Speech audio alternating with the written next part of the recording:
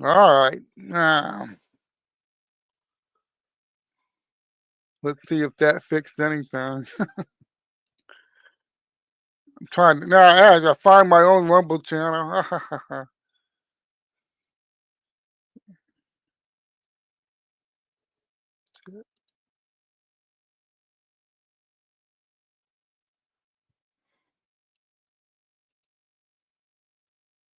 Yeah, I just restarted my computer. I have all kinds of programs popping up and getting in my way. Just give give me a second.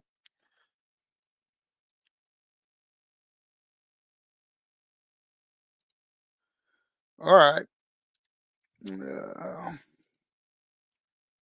Yeah, this is not the start I wanted to have today. Ha ha ha. Suddenly, I discovered my mic not working. Okay, there we go. It's working now. Great, awesome. For the all 57 of you that hung around on Rumble and hopefully on X.com if this is working on X.com. Um, yeah.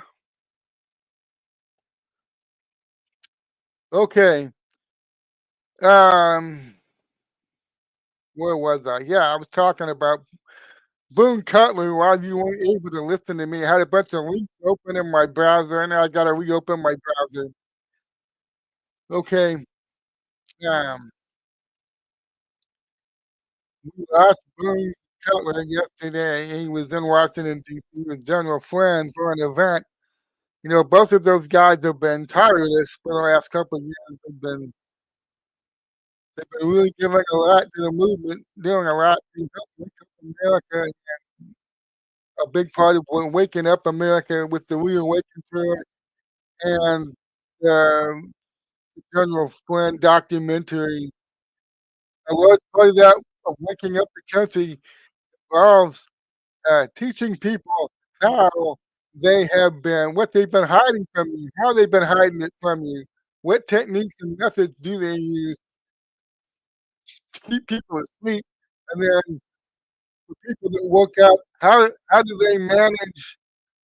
What techniques and strategies do they use in information warfare to minimize and marginalize the problematic people who already woke up and have them that might cause problems with their agenda?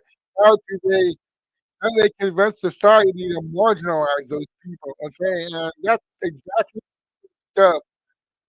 the Boone Cutler was an expert in because he when he re-enlisted back in the military after 9/11, he was a psychological operations unit in Iraq in the army. He's very well versed in psychological warfare, psychological operations, or, you know, the popular, slang term psyops. And so he wrote a series of books with General Flynn, Fifth Generation Information Warfare for the citizens, Citizens Guide to this. And man, the citizens need a guide because it's an alarming thing when you wake up and you realize the government's been literally psyoping you since you were a child. Your education is a psyop, you know, your entertainment is a psyop.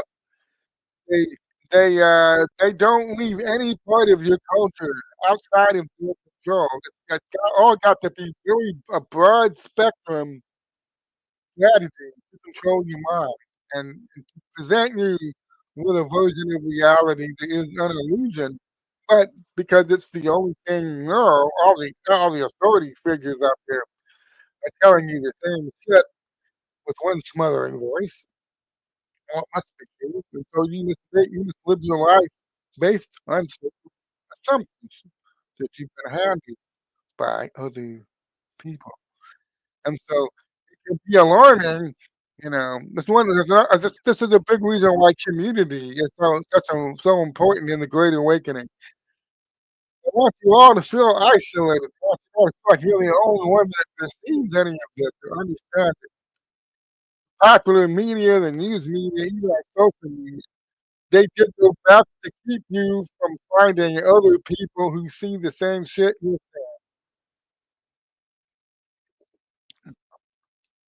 I'm a little garbled, my brother said. Okay, let me check my microphone settings real quick. Yes, yes, another technical thing I need to do. It says you're sounding garbled. Okay. I don't really know if that's just because I'm slowing my words or whatever, but it says the microphone settings are the same that always been the same as I guess this is a StreamYard issue. It's a StreamYard issue. I haven't changed any microphone settings at all. So if there's a problem hearing me, if there's an issue, not me. Sorry, not me. Okay, I'm just gonna soldier on. The microphone is exactly where it's always been. It's always exactly what's always been. Yeah, I can try to adjust it, I guess. That's the reason why I got this headset. The microphone is always in the exact same position. Okay. They want you divided, they want you isolated, they want you, good on X, no sound on Rumble. Okay, wow, that's interesting. Okay, I don't know if that's a comment about what was happening a while ago. No sound on Rumble. Okay, I'm just gonna soldier on. I think I've done all the technical difficulty stuff I can do. A big part of their strategy is to keep you divided, keep you separate from each other, keep you trapped in the political illusion. Okay, that's what they want. A big part of information warfare, once you wake up, is actually involved getting in touch with other patriots and networking with them and staying in contact with them. And man, Boone was a master at that, at staying in contact with people. I don't often discuss private messages that I have. I'm a journalist. People tell me things in confidence and stay in confidence. I don't clout chase based on, ooh, my message was General Flynn quite often. I don't clout chase on, the numerous people in the administration whose names you recognize. It's not me that I message with. I don't talk about it, right? And I'm talking about it right now. But probably years before you hear me talk about this again. And Blue's Outlaw and I were in constant, almost constant contact. I find out it's not just me. Yeah, he's reaching out and texting a lot of people and keeping people organized, keeping people involved. And you need that in a great awakening because we're fighting a system that thrives on division and isolation. So the last couple of days, Boone has started um, posting the message, "Unite the tribes." That line from that great line from the Braveheart film, "Unite the tribes." You can find that post that was shared. Give me a second. One of the biggest things that Boone liked to do, I'm going to his account. There's a couple things I had up here. When he was posting up until like 7 hours before he died, he was still posting on social media. I mean, he was still reaching out to people, still talking to people. And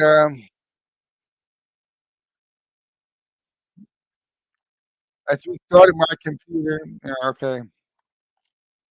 One of the last posts he made himself, the team BC that's running the account has made some posts in the last 20 hours or so. But almost literally the last post he himself made, Boone had a message of "Unite the tribes." Let me see if I can find it.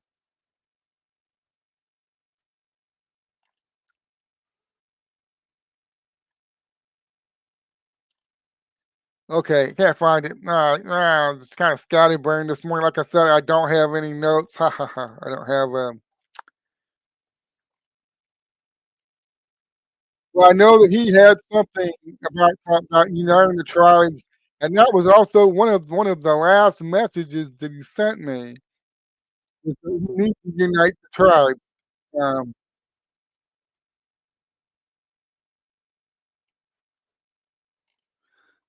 16 hours, okay, so it was, how far back I have to go here,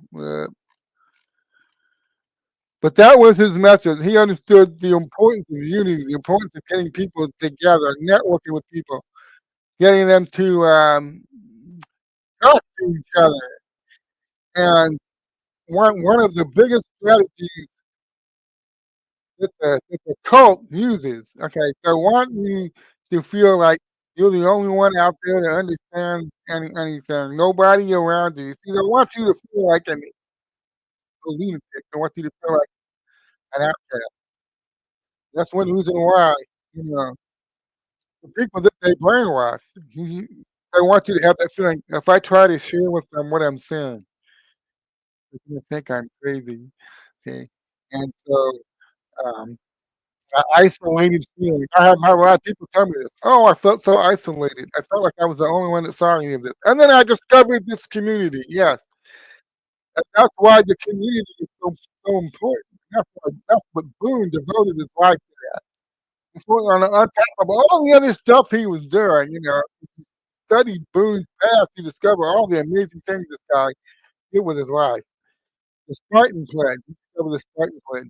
Discover how he reached out to work with, homeless veterans and he saved countless veteran lives. We were losing something like 22 veterans a day to suicide, something like that. It was terrible, terrible. 22 veterans were killing themselves every day. And he was one of them back in the 1990s, back in 2005, 2006. He was ready to check out. Uh, Let me show you what the first time I ever encountered Boone's name. This would have been about 2015. I can get that up. I know I can find that. Okay.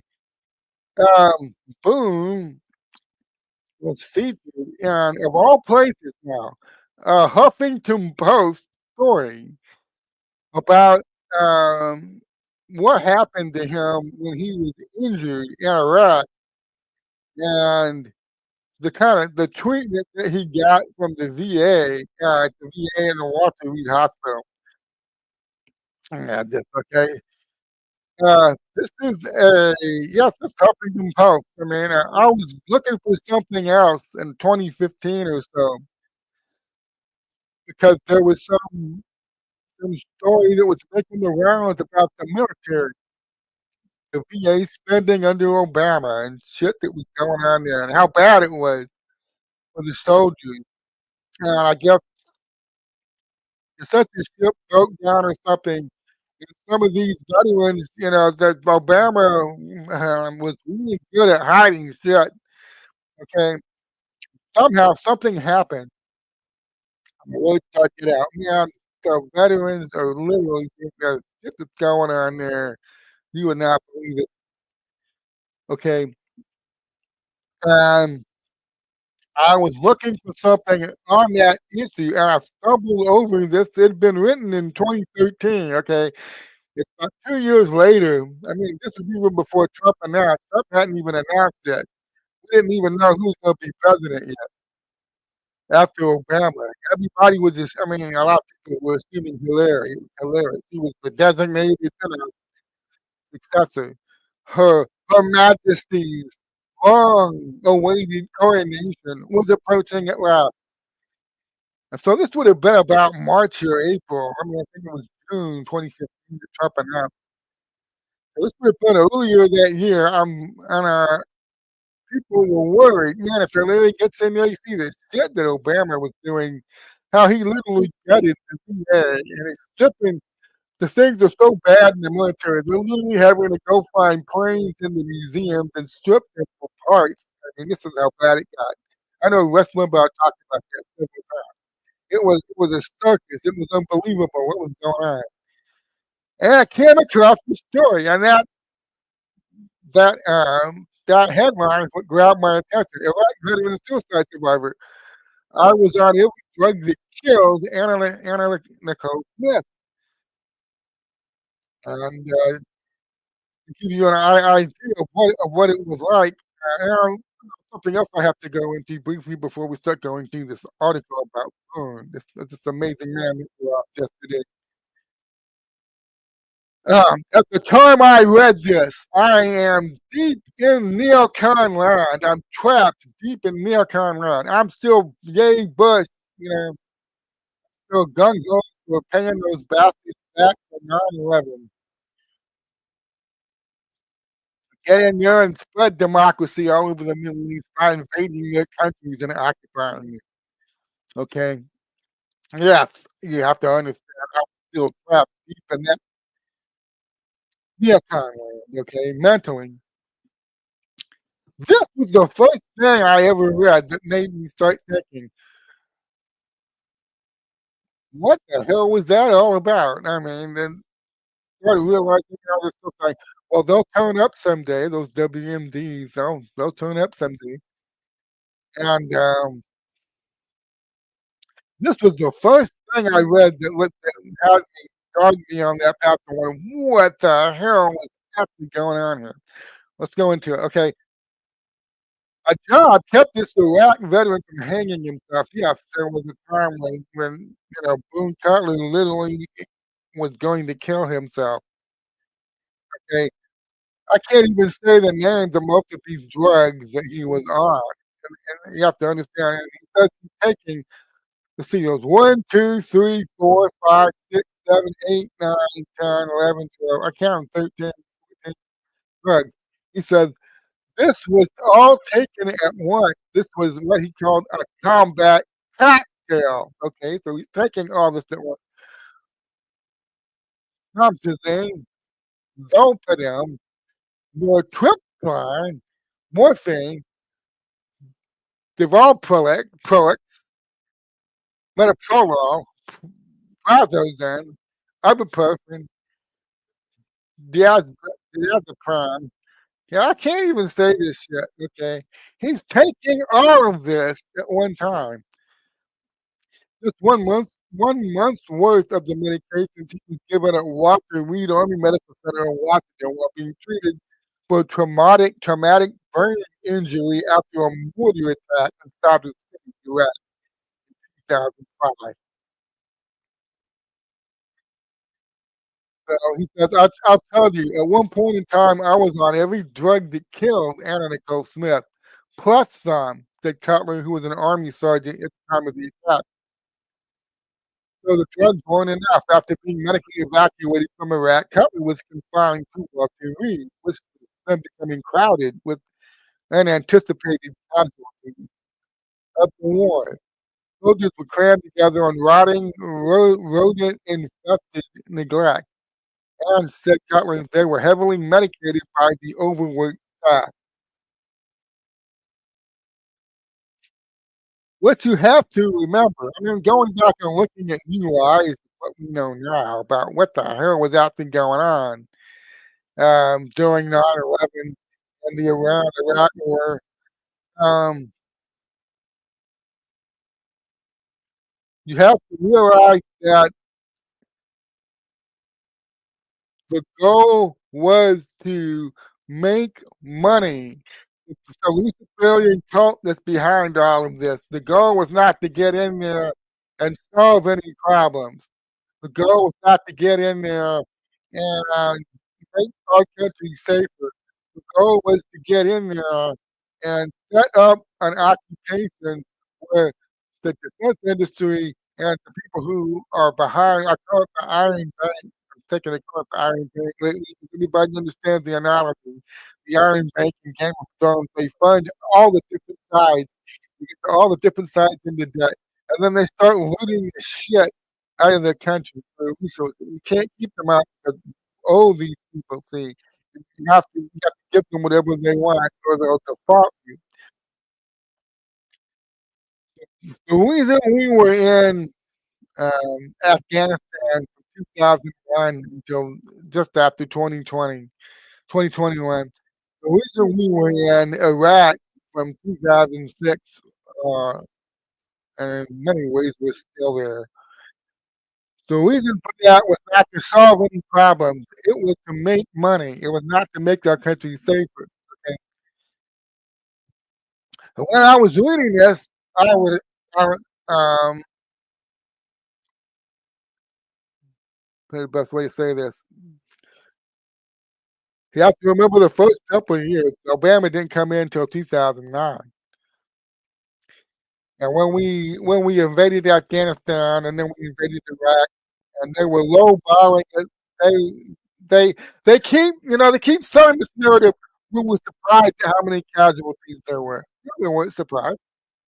They didn't want to devote any fucking money to handling their casualties. They had other priorities, basically looting our country.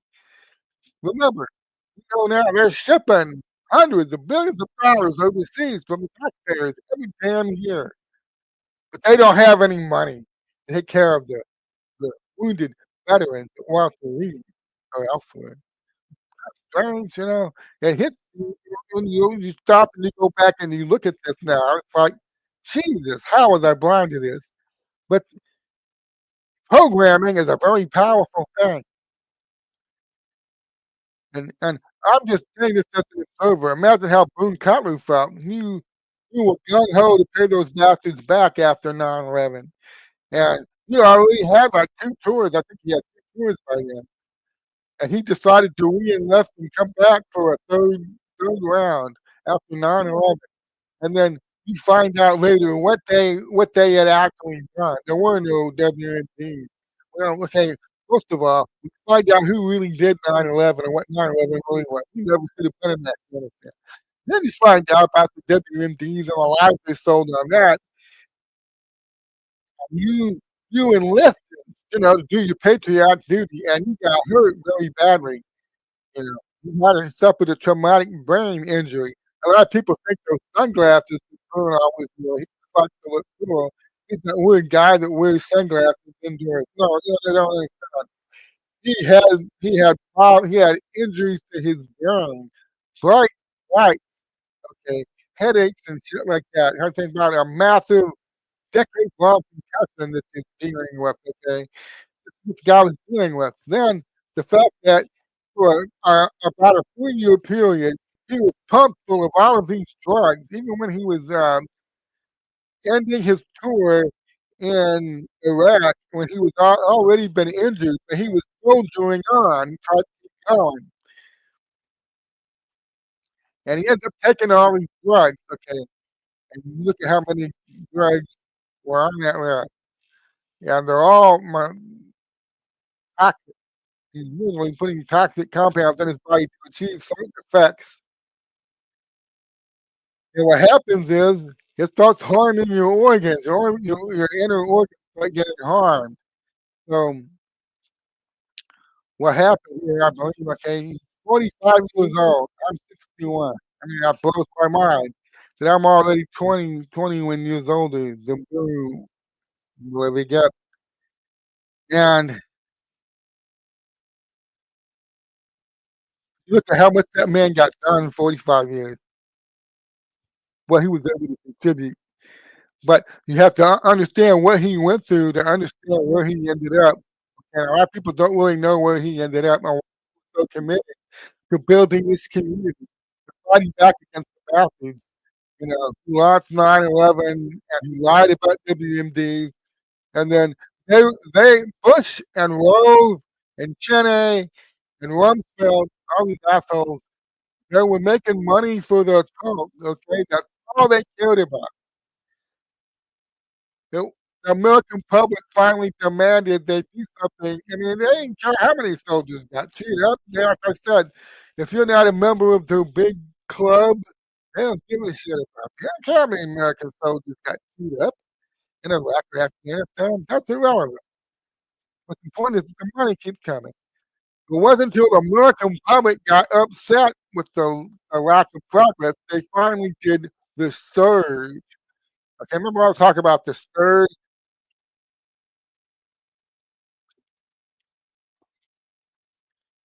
Yeah. Meanwhile, the injured soldiers coming back from Afghanistan and Iraq are ending up in Walter Reed Army Hospital in rotting, eroded, infested cigarettes. You know, they can't seem to come up with any money to help these guys, okay? And he was suffering from, dizziness, memory loss, blinding headaches.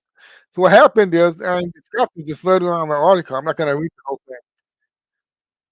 That morning round, because it's actually easier for people to understand that you're injured, that you have a serious injury, if your hand gets blown off and your leg gets blown off.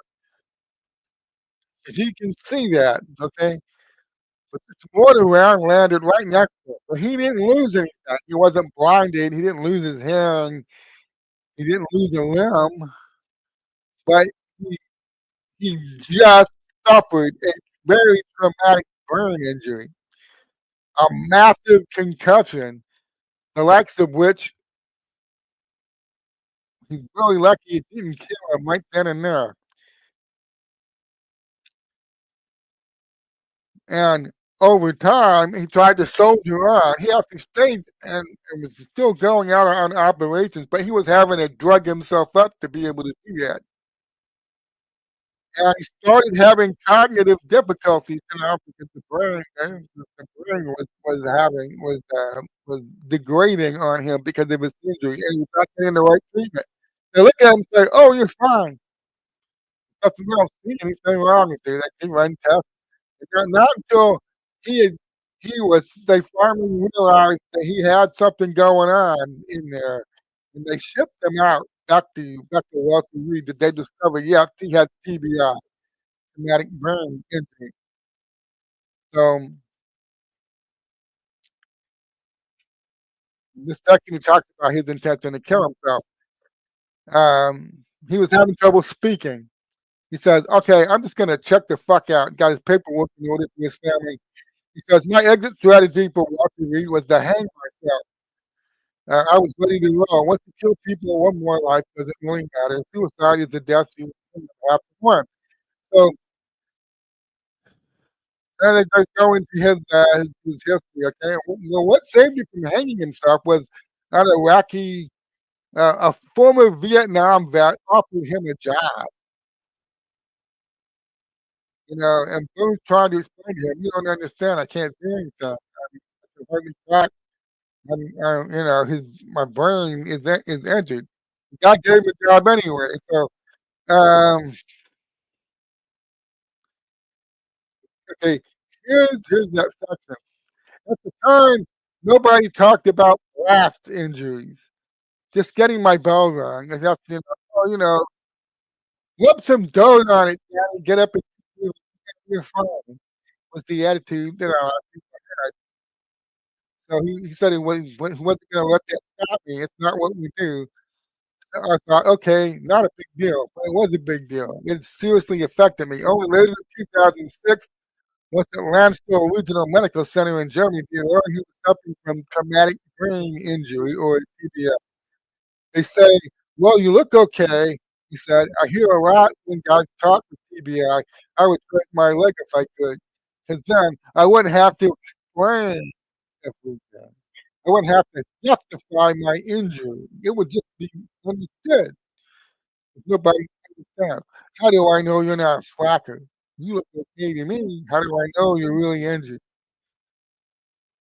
In the midst of his suicidal depression at Walter Reed, a retired Vietnam-era vet offered him a job. "I don't think you understand," Cutler told him. "I can't do anything." I was upset. I thought, "I could have killed myself by now, but you had to give me a job because I just can't quit." And this turned into the Spartan pledge. Have a buddy, okay, and you will not check out without talking to that buddy. Find yourself a mission. So he's saying, "This guy gave me a mission. I can't check out now. I can't kill myself now. He gave me a mission." So Cutler says he was the first person who really helped me out and gave me a bridge as he began to slowly pull himself back together. In 2009, he got off the combat cocktails, finally started getting off the drugs. So for a period of about 3 years now, he was really damaging his body this cocktail of drugs. And going into all the stuff that he did later, going into the creation of the Spartan Pledge, which has saved countless veteran lives. See the outpouring of love for this now that he's gone, you know, that he was able to pull himself back from that abyss and contribute the way that he did. Since 2013, he was already going out there and creating the Spartan Pledge, and then 2015, Donald Trump runs to be president, and General Flynn becomes one of his big advisors, and then right at Flynn's elbow, ready to be called on is Boone Cutler.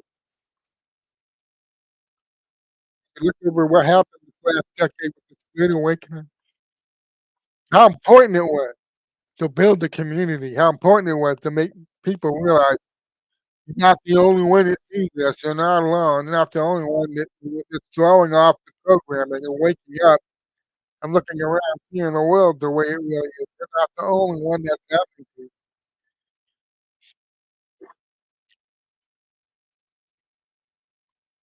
Yeah.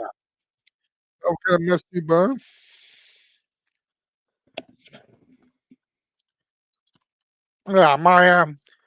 Yeah, weird thing happens now when I cry. My eyes start stinging really bad, and they're stinging right now.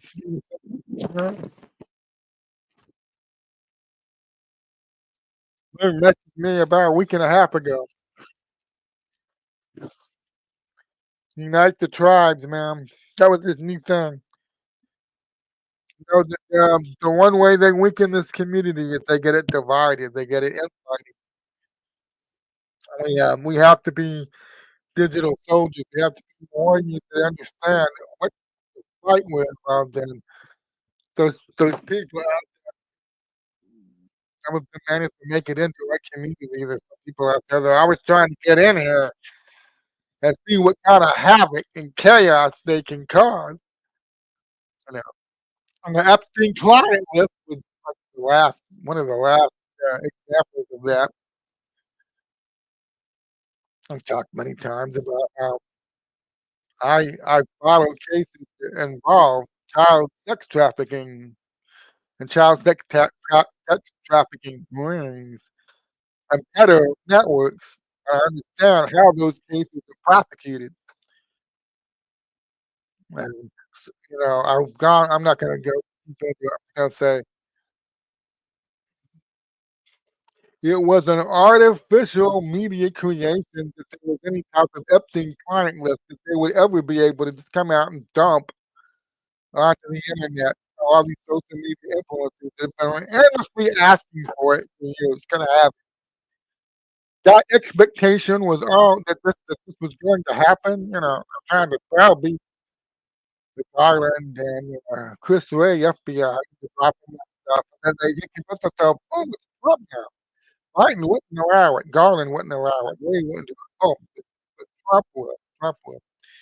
Trump will take a list of names because obviously nobody's ever gonna be brought to justice, and there's no investigations going on. The only justice is gonna be up to us. We're gonna do it ourselves. Give us the list so we can go after these fucking people, okay? And this expectation built and built and built. We want to give us the list so we can be viciously irresponsible with it.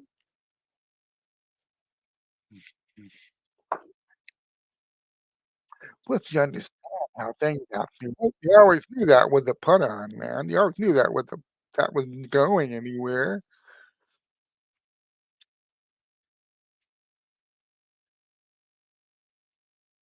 The amazing thing about our community is the Epstein list thing, that gambit that they tried to cause division and chaos in the ranks, that's the most successful thing that there. Most of the other stuff they tried hasn't worked. But they got some mileage out of that Epstein stuff, and which is why you're now seeing, which is why you're now seeing the Democrats loudly called for the release of the Epstein evidence. I said, "Oh, there's gotta be something on Trump in there." Um, the amazing cohesiveness of our base is because it is an educated base. It's been trained in information warfare. It's been trained to spot the attempts to manipulate. Okay. So, yeah, they got some minors out of the Epstein thing, but I don't think it's gonna last. I think too many people have woken up to the absurdity of that, that there was ever any kind of trust that they were gonna hand over. So the internet journalists, the internet crowd chasing, the social media influencers can go after, do the job and the investigation that the FBI and the DOJ couldn't do.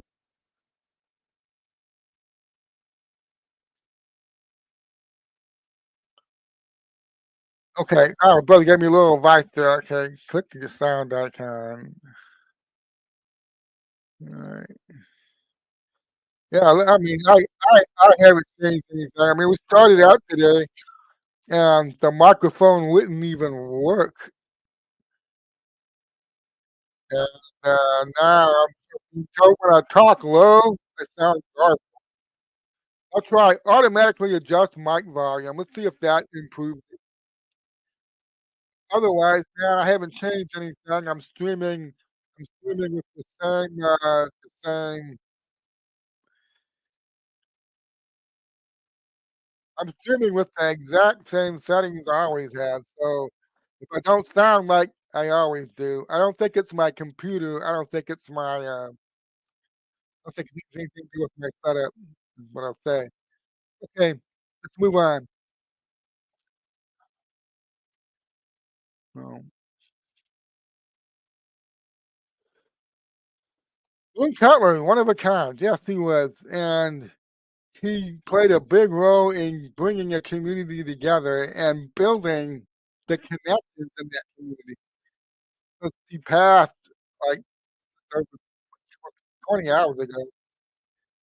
The outpouring that I'm seeing, people saying, "Yeah, Boone texted me." I mean, can't even imagine how many hundreds and hundreds of people that this guy was in constant communication with. Like I said, he texted me like a week and a half ago. "How you doing, brother? How's everything?" And everything, checking in. Unite the tribes, and that's what we've been doing. We understood unity, man. Our unity, looking out for one another is important because we're literally taking on our world system, an evil world system devoted trillions of dollars to propaganda. We are a very real and direct threat to them. We are a threat. And I can try to explain to people. On one side, we have an army of pawns. We have an army of digital soldiers, meme, memes, and shitposts. Okay? What what they have is $1 trillion propaganda machine. If you add up all the money worldwide out there, it's spent trying to divide us, conquer us again, get us to start fighting each other. What we're doing is amazing because we hang together, we stay together, and, we're gonna miss Byrne, man, and, General Flynn was with him yesterday, and it turns out that, uh, this wasn't the first cardiac event that Byrne had had. You go back, I was just telling you why I wanted to walk you through that Huff post. I don't think a lot of people realize that in dealing with a traumatic brain injury, this ties into the Bobby Kennedy stuff, man. Um, how many veterans out there, the reason they're killing themselves is they're drugged up to the gills with these big pharma, petroleum-based crap, uh, medicine drugs. How many veterans they ended up killing themselves because you know what these drugs do. Um,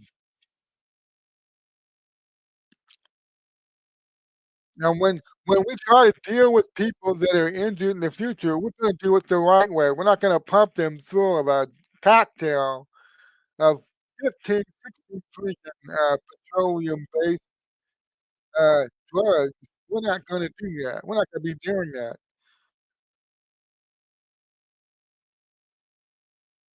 But according to the experts, you know, when they sit people in front of Congress, "We're giving our men and women in uniform the best possible medical care that they can receive," and it's pumping them full of opioids and morphine and that long list of drug names I could not even pronounce. I took a stab at it, but I got almost every one of them wrong. Okay. We're not going to be doing that in the future, and food is a large part of that, bringing the change, okay, getting Trump back in the White House. Now we got Bobby, so and then we have Pete Hegseth at the Department of Defense. Our veterans are gonna start being cared for properly now, and so there's value in going back. I mean, 'cause Boone went through this, okay? He volunteered to go to Iraq. He got injured in a mortar attack, and Walter Reed, if you hear Walter Reed, "Oh, that's the gold standard," you know, people thought that's the gold standard. What were they doing back in 2006 to, whenever? What were they doing? Taking these injured guys, they didn't really have any money to treat most of them. But remember, this is just one big money-making scheme for the cult here. They're looting everything.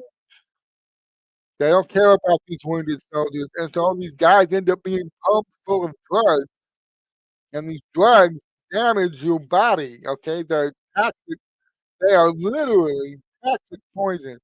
I think one of the biggest reasons that we lost Boone yesterday, thank God he was here for that last decade, but the big reason that we lost him yesterday is because of the literal drug abuse he was subjected to just trying to get back to normal, just trying to be to where he could function.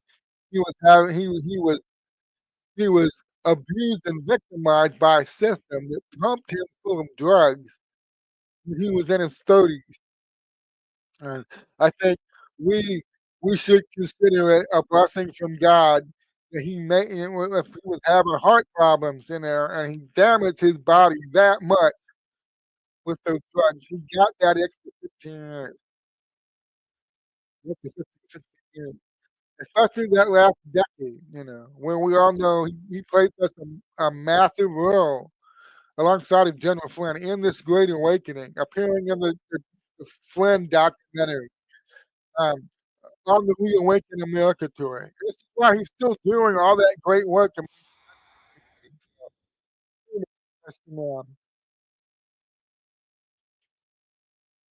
on the way to Valhalla, man, I know you're there, and, um, I I I wish you were here, man, because we're right there. We're right here on the cusp of this thing where it's all changing, and like I say, in 3 or 4 years, you're not even gonna recognize this country.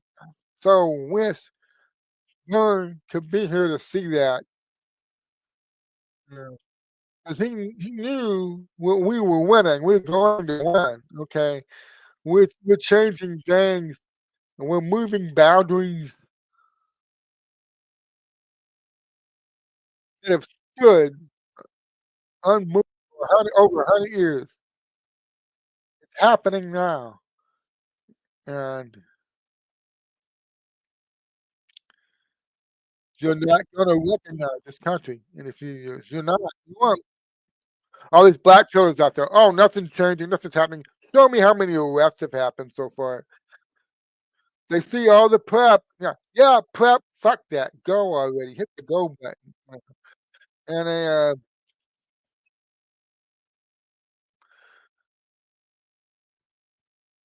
well, it's coming. If you watch all the pieces being moved into place, you know it's coming. Antifa's a terrorist organization now. I mean, where do you think that's headed? But like, I'll believe it when I see it. Yeah, okay, fine. You can adopt that attitude. What are you gonna move on to when you see it? Okay, you said you would believe it when you saw it, and it's coming. By the end of this year, very likely. What are you gonna do? Where are you gonna move to? What's your next position? When you when you've been telling me for years, I'll believe it when I see the arrests start happening. So when the arrests start happening, let me suggest to you, because this is a personality defect, all right, that I'm describing to you. I don't mean a troll black card. There's some people out there, their psychology is wired to be this way. They spend 10 years saying, "I'll believe it when I see the arrest." They will effortlessly segue to, "I'll believe it when I see the trials." They'll never make it to trial. And then they'll segue to, "I'll believe it when they get convicted." And if they get convicted, they just get a slap on the wrist.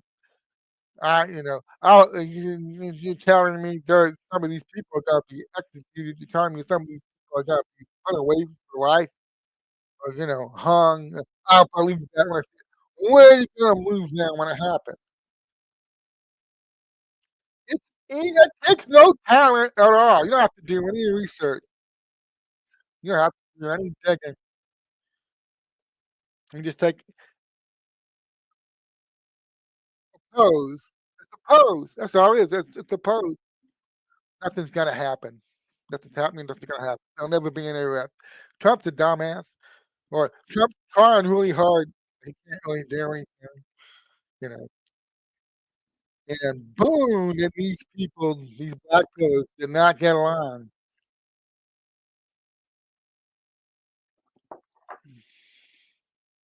We are united in a vision. And what the black pillars are trying to do is they're trying to take that vision away from you. That vision will never happen.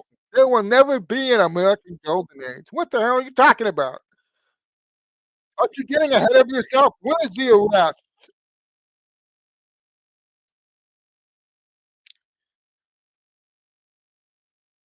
What unites the community is a vision, powerful vision. And one reason I've been so ruthless with the black pillars is because they're trying to destroy that vision and get us to look away from it and stop seeing it and stop pursuing it. Like any really community, like a military unit is a community, a small one. What happens, that one guy that always says, "We shouldn't be doing this. Here's our orders, here's where we're marching to. We shouldn't be doing this. There's no point to this." There's always at least one guy that's gonna do that, Not who the black pillars are. There's always that one guy. There's no point to this. Nothing's happening. I don't understand why we're doing this. They don't have the vision that the rest of the unit does. We're not here to win the war. We're out to do our part. I don't care about that. They put, and the military is different, but in the Great Awakening, look at some of these people out there. Boom was really hard on these guys. You know, sometimes you have to ask them, "Why are you here?" This is a volunteer community. You volunteer to be a part of it. Why are you here if you don't share the vision? Why are you here? If all you're gonna do every damn day is say, "Nothing happened."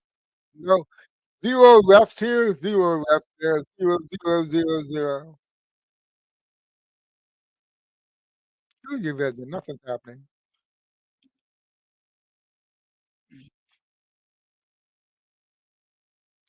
Even as all the pieces are moving around. I've talked many times about a thoughtless pose of the black pillar. half their act is trying to browbeat people into doing something before it's ready to be done. I've talked several times, okay? Knowing what needs to be done, this needs to happen now, okay?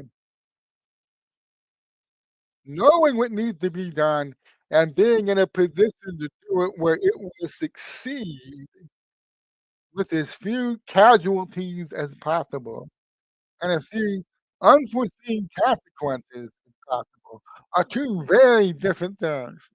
And let me give you an example. I have somebody I respect very much that told me recently, right after Donald Trump federalized the police in Washington, D.C., federalized Washington, D.C., and sent in the National Guard.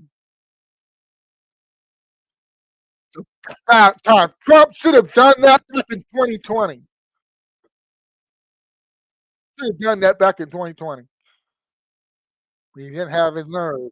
He lost his nerve or whatever. He should have done that 5 years ago. I just I had to say some things to this person that I respect very much.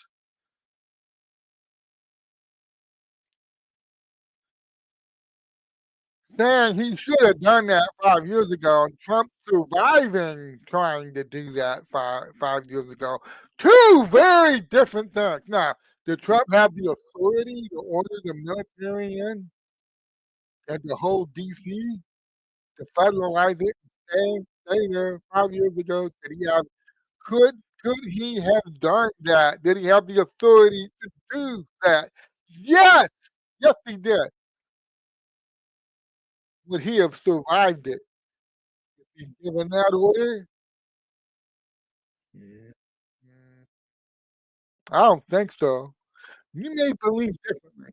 That would have worked out if Trump had ordered the National Guard in there and tried to hold Washington D.C. 5 years ago. It worked out somehow. Um,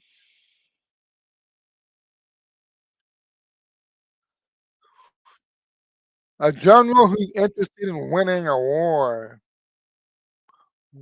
will retreat in a battle while he has his officers screaming in his ear to press on and keep fighting. It's hard to order a retreat. Some people can't do it.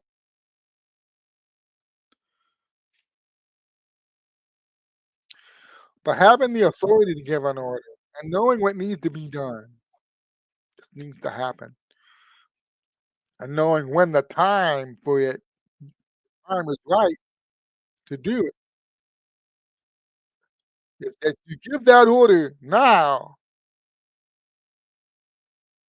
not only succeed, you will survive it. There's several things that can happen, okay? If Trump does what I think he's about to do with the great election reset and stopping the crime in places like Chicago, the governor of Illinois, the state of Illinois, New York City, New York State, California, LA, San Francisco. If he does what I think he's about to do over the next couple of months,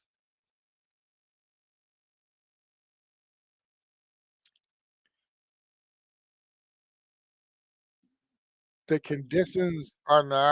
ground has now been prepared for the two things that have to happen for him to proceed. One, it will work. It will actually succeed. Two, he will politically survive doing it. Not only will he politically survive doing it, now hell, he'll probably politically thrive doing this. Whereas if he tried this stuff 5 years ago, would he have the authority to order it? I don't think it would have succeeded, and I do not think he would have survived it.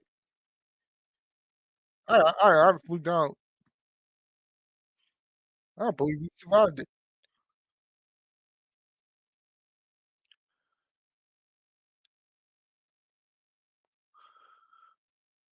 Just knowing this needs to happen, these arrests need to happen. Yes, they do. I agree fully.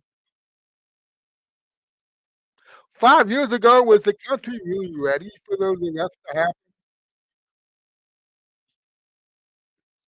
Okay, here's the thing. You gotta quit confusing yourself with the country. I'm ready. I'm the only one that counts. Fuck the country. Go now. Okay? That's probably a lot of it. If they haven't woken up yet, I mean, I've had people telling me this 5 years ago. Who cares about the rest of the country? Trump should do this now. I don't give a rip about the people that still sleep. Everybody that still is going, wake up already. So if you're still asleep, you just go now.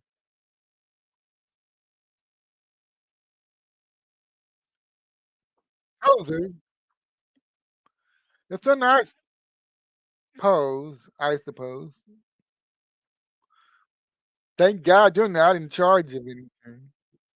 Thank God Trump doesn't listen to people like you.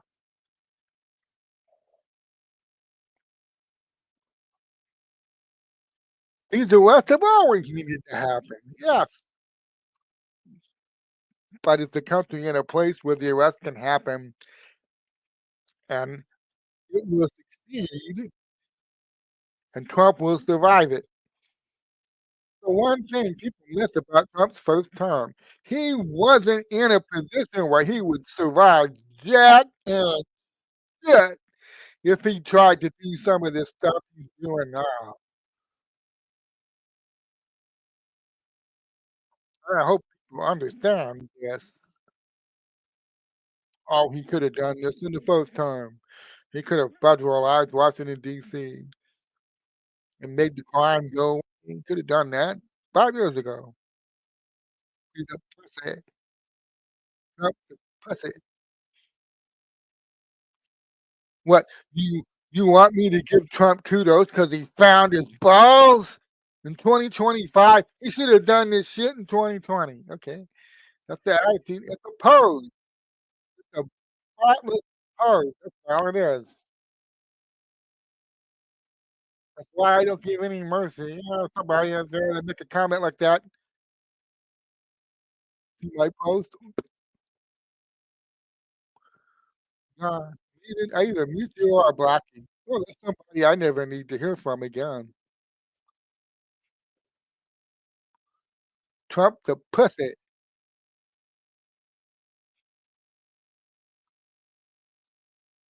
The moment you have the authority to do something, you should do it or you're a pussy. What what was the first moment Trump had the authority to order the arrest of all of these plotters that he knew were plotting against him? January 2017.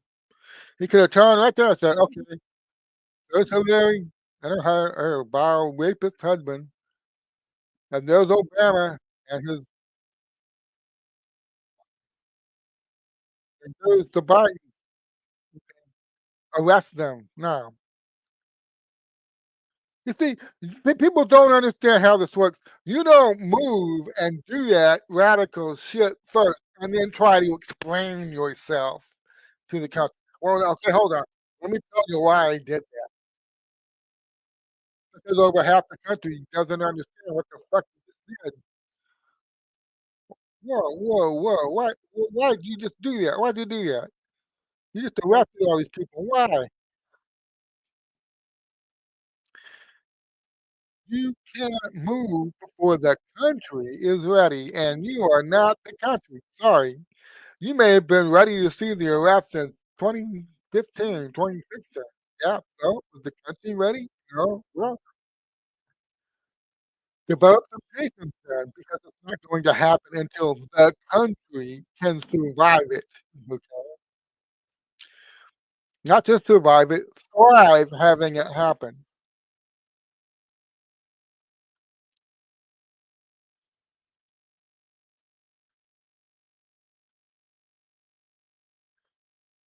I talk about not Trump knowing the timing.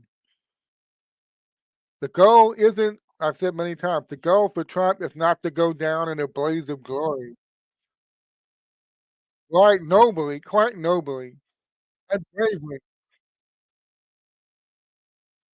into the enemy's guns and go down like a hero. The war write songs about him. Oh, Trump, he was so brave when they shot him down, running right into the guns. Oh, it was so touching. And all darkness forever. No, that's not the script Trump is writing. When he moves, he will win. He's gonna have every T crossed and every I dotted. Total and complete overwhelming victory. He's not in this for appearances. He has no intention of losing. And he just discovered when Charlie Kirk was last week, 8, 9 days ago now, when Charlie Kirk was murdered, how many people in this country are under the influence of the dark side. There's a couple things that have to be managed that before we're ready to go. One and so w one of the things that's happening in the country right now is this is the acceleration of the spiritual awakening. It's been ongoing for some time now, picking up speed. And as the side of the light gets brighter, the dark side gets darker and starts coming out into the open. This conflict has always been there, but you've been taught not to see it. I had a banner about that. Yeah. This has always been the world of the Bible. Many people have been prevented from seeing that until now. They're conditioned, they're programmed to think that the physical world is all that either that's all that exists or that's all that matters. They do not understand the dramatic impact and influence spiritual part of our world plays on what happens in the physical realm. I've been talking for a while now about this completely artificial division between physical and spiritual that's it's literally programmed into our brains via the materialistic science that's been codified in our academia, our public schools, our universities. Okay, Darwinism, evolutionism, the best way to sum it all up is materialism. Okay, we're not saying they've gotten real clever in the last couple of years. They used to say just atheism. None of that spiritual shit exists. It's all an illusion. Okay, they're more clever now. So, well, we can't quantify spirit. We can't measure it in a testing, so we do not concern ourselves with that.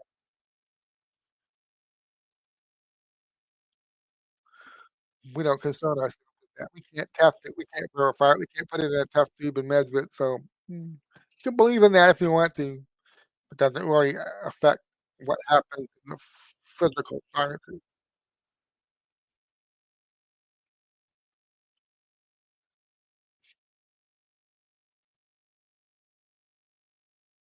Here's what happens if you grow up in an evil Luciferian system that's convinced you that a key part of the reality that you live in is not there.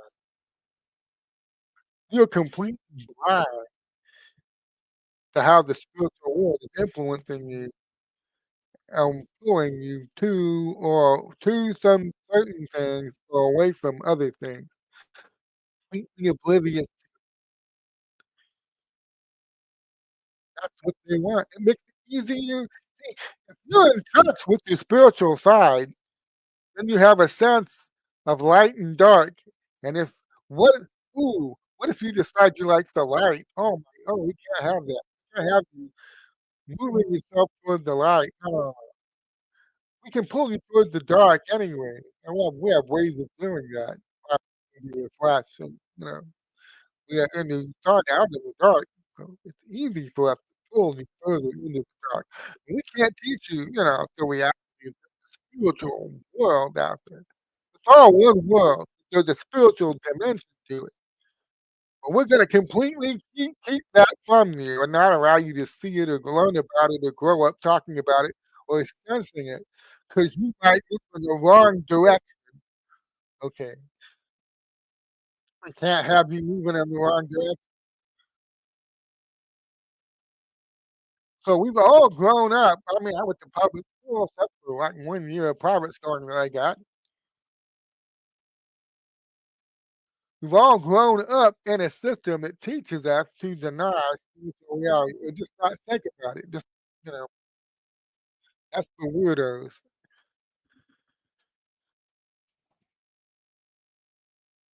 What happened after Charlie Kirk was murdered in Orem, Utah by an assassin?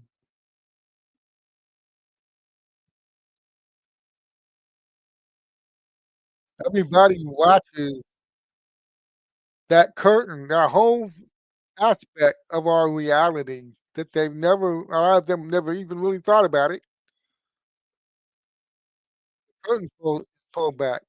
How in the world so many normal looking people reveal themselves as little demons?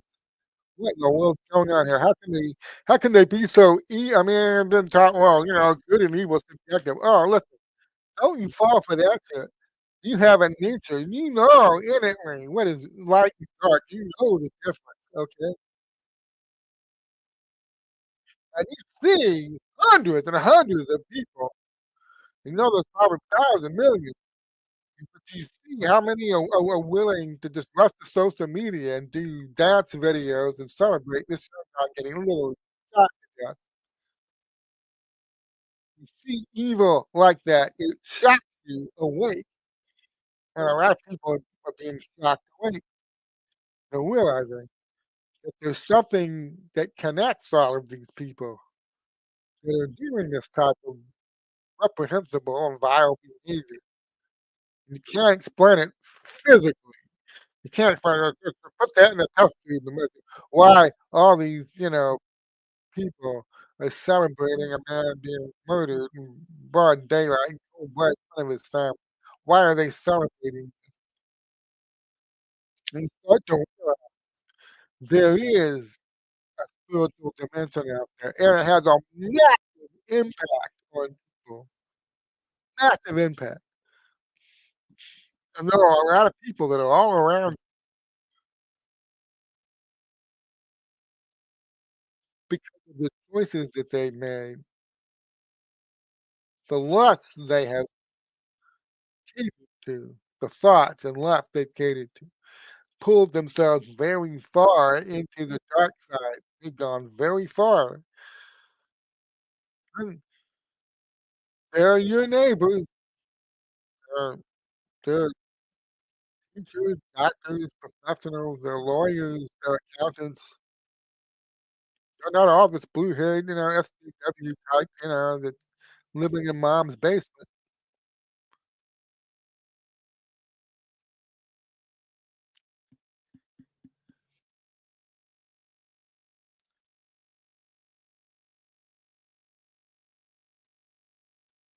Organized demonic activity, yes. And so they the signal went out on the dark side. Something awesome just happened.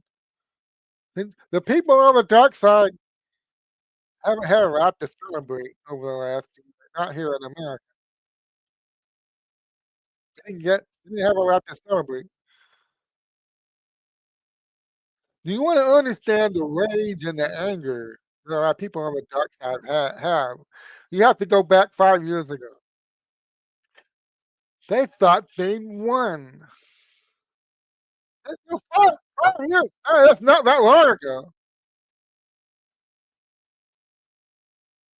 They finally managed to slay the Trump beast and get it out of the White House. It's causing all kinds of problems for the agenda, the dark agenda they love. They love the darkness. They love it. Trump somehow, by some miracle, gets in there and starts causing all kinds of problems for them. Yet they fixed him. They got rid of him. Okay, they managed to hide Biden was in a mental decline, and they managed to successfully rig the election for Biden, and they got Trump to leave. They were really hoping he'd be stupid, and he tried to use the military to hang on. And that would have, like I said, that would have ended everything right there. But Trump left. Way climbed in that chopper. Yeah, no, we'll we're not gonna leave it at anything to chance here that this guy can ever come back. No, we're not gonna allow that to happen. So we got the Mar-a-Lago raid. We got 4 years of lawfare. They went after him relentlessly. They have to put themselves in their shoes 5 years ago. Everything looked so good. He was never coming back. He was never coming back. They have won. Over. The threat was ended. Now their agenda can proceed. They can roll out the transhuman. Their agenda could move forward. Everything was fantastic.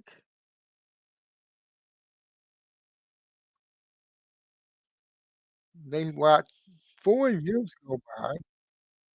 They kept trying to position Trump for the fatal thrust, and somehow they could just never land the coup de grace. They could not land the fatal blow. Good. He got away again. How is this possible? Okay, it kept snowballing over the years. All the judgments, the criminal convictions, the court cases, the arrest, he was arrested several times, the mugshots, the special counsel, Jack Smith special counsel, okay? And then he announces he's running again in, December of 2022. So we get all these other things that happened, including the assassination attempt in Butler, and then the one at the golf course with the Ukraine idiot, the Ukraine CIA guy.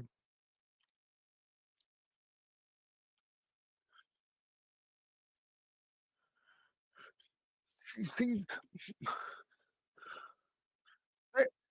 they had won. They have to win. They they dominate our culture and they tell us what's going to happen and they control it and they own it all. And this guy's a threat to it. He's a definite threat to it. They gotta take him out. And they spent 5 freaking years trying to take him out and they fail over over and over again. And then this shiver of fear starts going up and down their neck. Could it be possible that, I mean, when they're lying there, they're lying awake at night, waiting to fall asleep, could it be possible that this guy's going to come back? They probably just start having these thoughts until 2023, it's 2024. Could it be possible we're going to fail to stop him?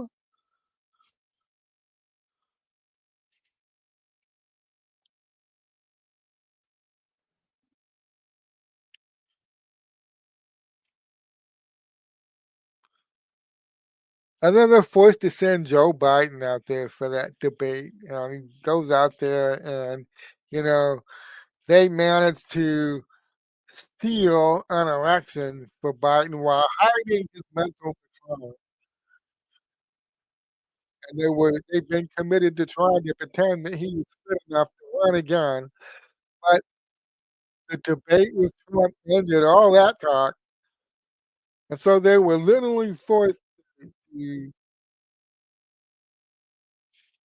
throw Biden's bony ass out the door and replace him with Kamala Harris and that weird Tim Walz fellow. They were forced to do that.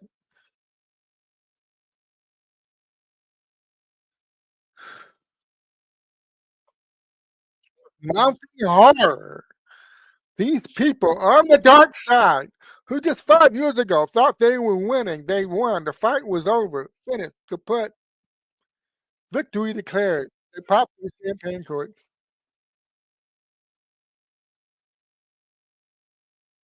They got to put up Kamala Harris and Tim Walz against Donald Trump and JD Vance. And about a 3.5 month period, they were forced every single fake as fuck gaslighting bullshit, fake news media, fake news polling gambit they can think of to try to convince everybody this was a real contest, to try to drag Harris's ass over the finish line and hand the election to her. It didn't work. Trump won handily. He won every battleground state, every one of them. It wasn't even close.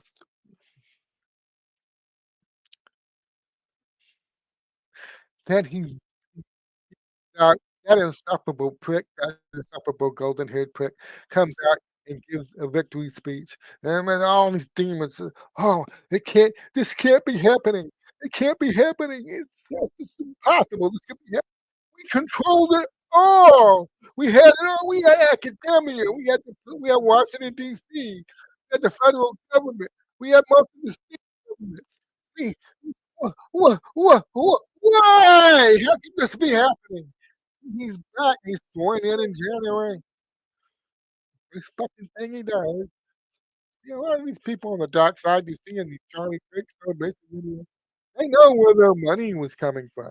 And the work they they know how they were maintaining their evil system to do the trans shit, the abortion shit, the fake news shit, the foreign wars shit. Okay, they know how they're paying for this. The election rigging shit. Okay, they know how they're paying for all of this. First thing Trump does, he unleashes Elon on the dope game on the president. USAID money.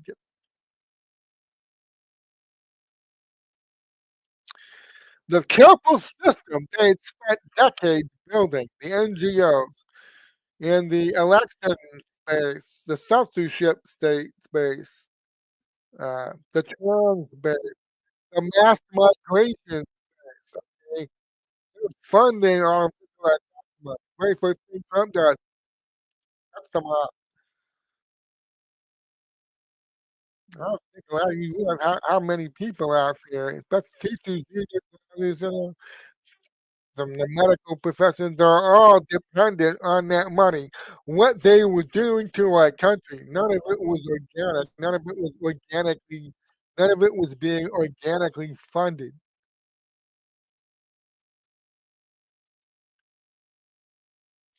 We're 8, no, 9 months now into this. It's been one freaking loss after another, watching him take the carefully built system, especially on the trans thing. And he's dismantling it. He has been dismantling it right in front of them. So in 5 years, where did we go? We won! We won! We won! Bye, Trump! Bye, asshole! Goodbye! Goodbye, asshole! Goodbye!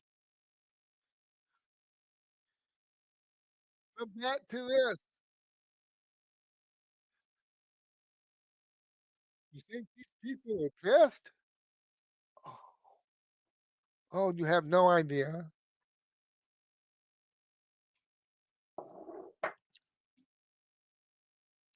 Millions of Americans were dependent, their paychecks, their vision of how they were making their contributions to this country, where they were guiding it to, where they were trying to take it, they were entirely funded is being destroyed in front of their eyes for the last 9 months.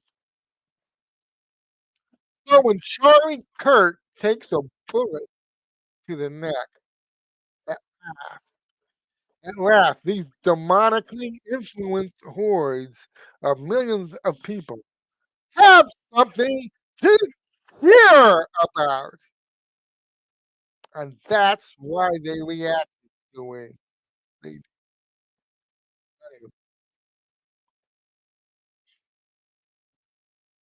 Last, we won something, and the rest of the country watching this, people that were never sucked into that dark system, people who they might be kind of in the dark, but they're not that far into the dark. All of a sudden, their eyes come open, they go, "Holy shit, how is it even possible? There's this brutal, evil thing that happened to this family in front of this family, and all these people are celebrating it. How in the world is this even possible?" I mean, we know we see that, we saw it happening. How do you explain it? And you realize the usual political argument, usual political boilerplate, "Yay, team red," versus "Yay, team blue." That can't explain what you see. Doesn't explain it. How do so many people in our culture end up spiritually sick and deep into the dark side like that? How did they get there? And you're forced to this is a spiritual issue. And when you face a spiritual evil, I mean, obviously it's evil, call it what it is, evil. H What's the remedy for this? Because you can't have this. It cannot be allowed to continue. How do we fix it? Well, if the problem is spiritual, what's the solution? You gotta go find me, um, a GOP politician, you know, doing the same old team red versus team blue bullshit. He's gonna come out and propose a new bill. Is that how you're gonna fix it?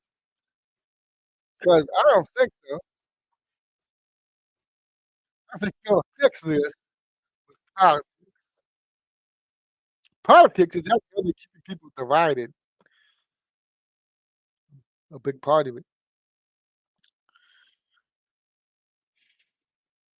So what Boone Cutler has been doing is he's been building a community of spiritually awakened people who are ready to guide all of these people who just woke up in the last week or 2. They're waking up now, and we get to play scouts for these people. We get to guide them. We get to help. We're ready. We're ready for this battle. As more people wake up and they start looking for answers, how can America be in a place right now where people consider it okay to actually celebrate somebody being murdered like this? How is that even possible? And they'll start looking for answers. Okay, great. That's why our community is here. I was laughing 5 years ago. Oh, everybody that woke up has already woken up. Let's just go. Let's move already. I mean, just those 3 students. And I was always laughing at that. That's not our mission, it's not our job, it's never been our mission, it's never been our job. It's not up to us to decide when the go order happens, 'cause we're not in charge of any of this happens, and then our job is to wake up others and train them up. That's our job, and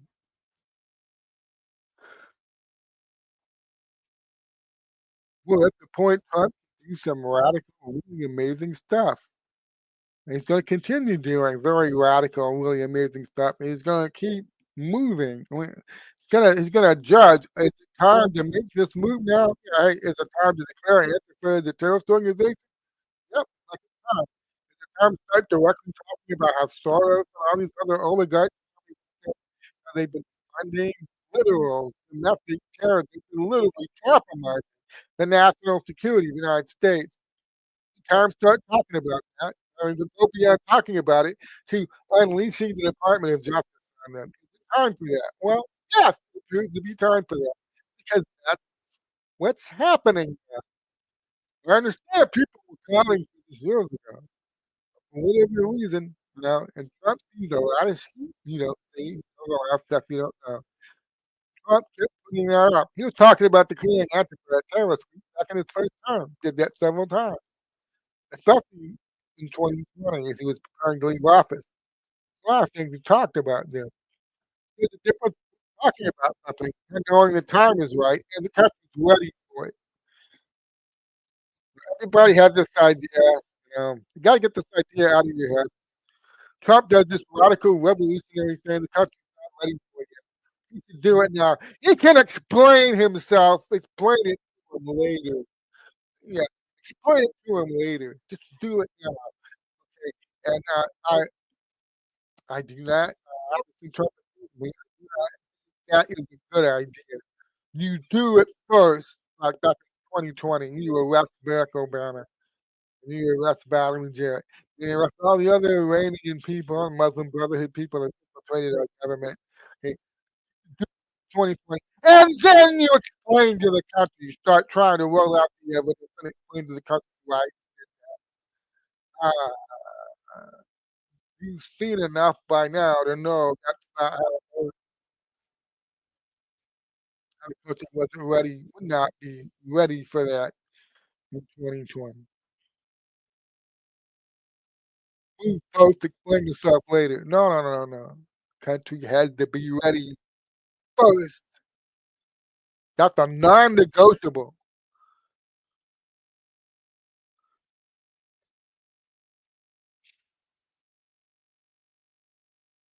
And the Great Awakening has the country ready now for a lot of these things that will be happening.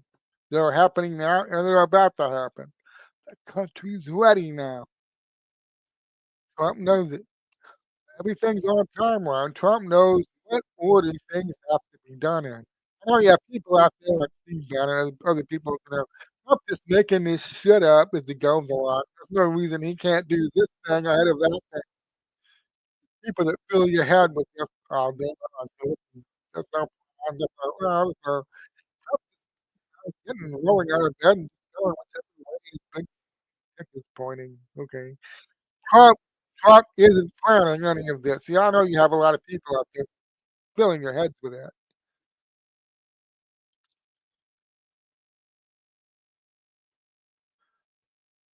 Can't move before everything is ready. He knows things you don't know about what's going on in the UK, what's going on in Italy.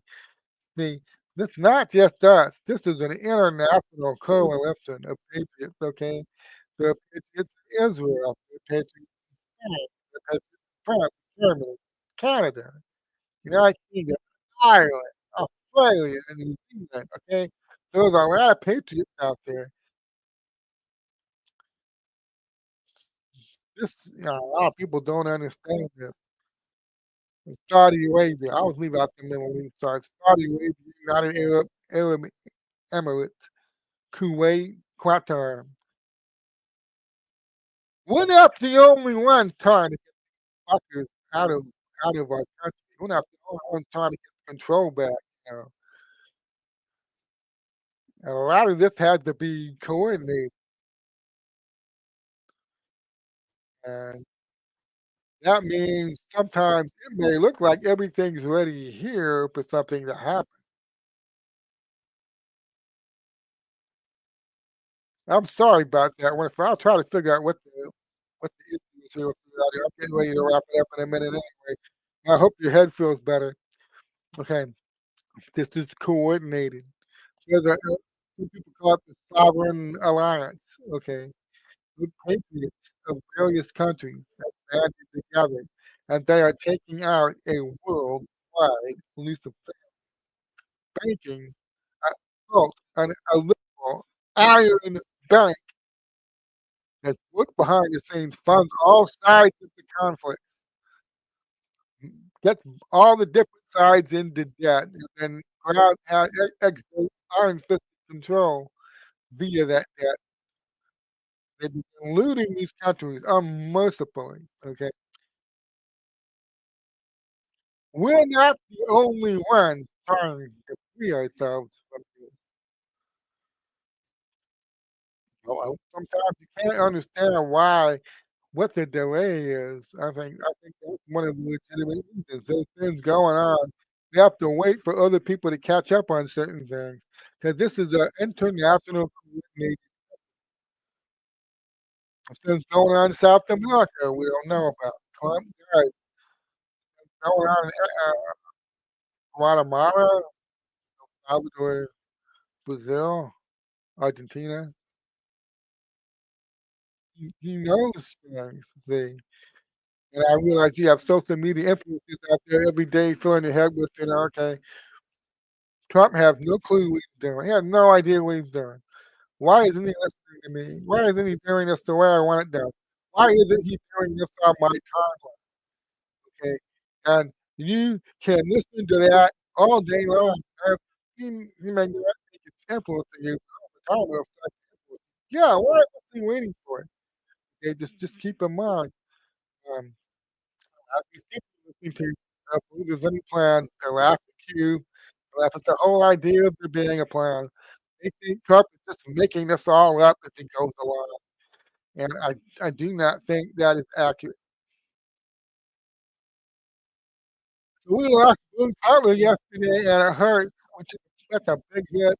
But, Boone was tireless. He put a lot of work into this movement, and I think this movement is ready. Community is strong, and there's been attempts to infiltrate this community. There's been attempts to create infighting to divide the community and weaken it. Yeah, so because like I've said many times, the cult out there knows that the one chance they have to survive is if they can drive Trump's popular support down far enough where he will not be confident he will survive if he goes ahead and does this or that very radical thing he's planning to do. They they are desperate to cause enough division and chaos to get the Trump base to split and get his support numbers down so that when Trump I don't mean the fake media post, I mean the real post will accept. Yeah, okay, I think we have to hold off on that because like I said, he's not interested in going down a blazing glory. When he moves, he wants to win. Sees that his support drop to a point he cannot make this move, he will not make it, okay? And the cult knows this. That's why they're constantly plotting and strategizing and wargaming together. What narratives can we launch using our assets embedded? We still have people embedded like they'll never go away. What narratives can we use to have our assets promote inside that community that will fracture it and divide it, causing a chaos that Trump's support will drop? And these are very clever, very diabolical people. They put a lot of time and thought and effort into this 'cause like I said, this is an existential fight for them, okay? And when your ass is on the line, this is incredibly motivating, and they are very clever, diabolically clever, in fact, 'cause that Epstein thing, okay, they got a lot of monitors out there, and like I said earlier, it's literally the only thing in here that got any traction, and so but Boone Cutler and General Flynn and Donald Trump, they've done an excellent job building this base up and unifying it and uniting the tribes, okay? They've done an excellent job at that, and so these people are growing increasingly desperate. They're in a hurry. They know they need to get that support down because Trump is studying all the pieces being moved on the you can see he's getting ready to make a series of very radical movements. Desperate to get that support down. So keep your head on a swivel, you know, be mindful, be prayerful, be like Burns. Burns always telling people, "Control your mind and guard your mind, control your emotions, and you need to. This is psychological warfare, it's information war, and what you fill in your head with and what you there's always people trying to program you. They're always trying to give you stuff and program you and give you their hot take and give you their anonymous sources, you know, to appeal to your confirmation biases, to get you to clap, to get you upset, to get you emotional. Every damn day, you guard your mind, control your emotions, and that is a big legacy that Boone County has left behind him. And we all need to cherish that legacy and internalize it within ourselves, because that is how he lives on. We become people that control our emotions, we guard our mind. So God bless you, bud.